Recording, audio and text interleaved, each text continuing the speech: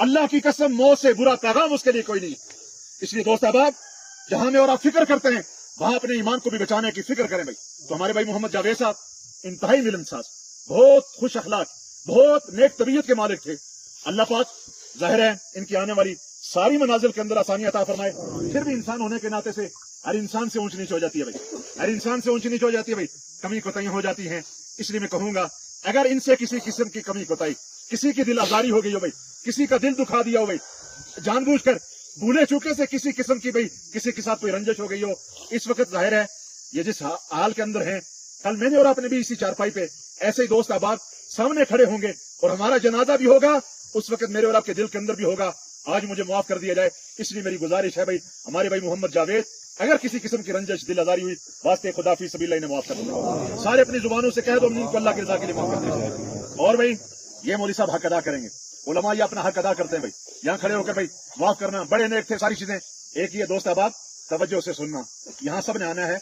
ये खुशकिस्मत है भाई जिन्हें गुस्ल दिया गया, जिन्हें कफन दिया गया और जिनकी में और आप नमाज जनाजा अदा कर रहे हैं, ये सआदतमंद है। अल्लाह की कसम न जाने जो हालात मेरे और आपके हैं, जो रब की नाफरमानी इस वक्त उरूज पर है, कौन सा हुक्म है जो रब का जमीन पर नहीं टूट रहा, बागी बनकर में और आप जिंदगी गुजार रहे हैं।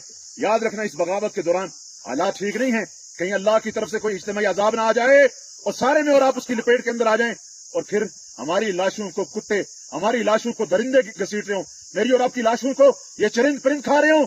ये सआदतमंद लोग हैं जिनका भाई जाहिर ईमान पे खात्मा पर्दा हो रहा है। ये सारी चीजें तो उस एतबार से भाई जाहिर है अब ये जाने वाले सआदतमंद हैं। तो भाई मौलवी साहब अपना हक अदा करते भाई माफ करना। एक ही है अपनी जिंदगी के अंदर जिसका दिल दुखाया, जैसे मौलाना अब्दुल गफूर हैदरी साहब फरमा रहे थे भाई, जाहिर है अब आपस में भाई शीरो शक्कर बनकर रहो। लोगों जिंदगी का पता नहीं, ये नाराजगियां, ये नाराज होकर चलेंगे भाई, बस ये नाराजगी है। साथ रहते हुए सगा भाई सगे भाई से दस्तों की रिबान है। अल्लाह का वास्ता देता हूं लोगों, जिंदगियों का पता नहीं है, अपनी नाराजगियों को खत्म करो भाई, मोहब्बत भरी जिंदगी गुजार लो।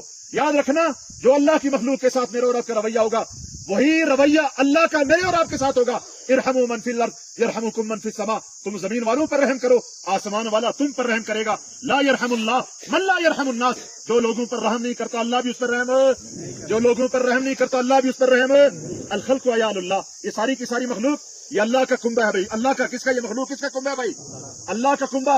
और अल्लाह के नजदीक सबसे महबूब आदमी वो है, फरमाया जो अल्लाह की मखलूक के साथ अच्छा ही करे भाई। फअहब्बुल खल्क़ इलल्लाहि मन अहसन इला याली, सबसे महबूब आदमी वो है जो अल्लाह की मखलूक के साथ अच्छा ही करे भाई। इसलिए भाई जाहिर है मौलवी साहब अपना हक अदा करेंगे। एक ही अपनी जिंदगी के अंदर जिसका दिल दुखाया जाओ माफी मांग लो, अल्लाह इज्जतें देगा। जिसका हक मारा जाओ हक की अदायगी कर लो, नहीं दे सकते हो जाओ जाकर माफी मांग लो। रुपया पैसा दबा कर बैठे हो अदा कर दो, जमीन पे कब्जा किया दे दो भाई।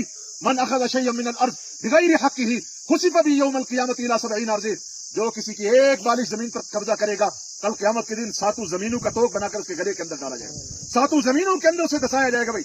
आज ये बनना कोई वैल्यू नहीं भाई, क्या बन जाएगा, कौन सी इमारत खड़ी हो जाएगी। इसलिए इन हुकूक की अदायगी करो। और दूसरा लेन देन भाई, लेन देन है, शहीद को भी कर्जा मुआफ है।